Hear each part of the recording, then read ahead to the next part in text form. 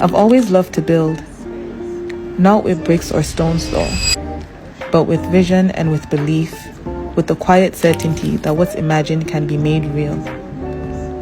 There's a fire in creating, a spark that moves you forward, a truth that anchors you when everything else feels uncertain. To be able to see a path before it's paved, to move as though you already know where you're headed. In each step, purpose unfolds. In every moment, a deeper understanding of self. This journey isn't just about reaching a destination. It's about knowing you are the one who chooses the road. So if you have a dream, a vision only you can see, then trust it. Give it space to breathe, to grow, and to become. Because there is nothing more powerful than believing in what hasn't yet been seen and walking towards it, knowing that you will. It took me a long while to realize this, but once I did, there was no turning back.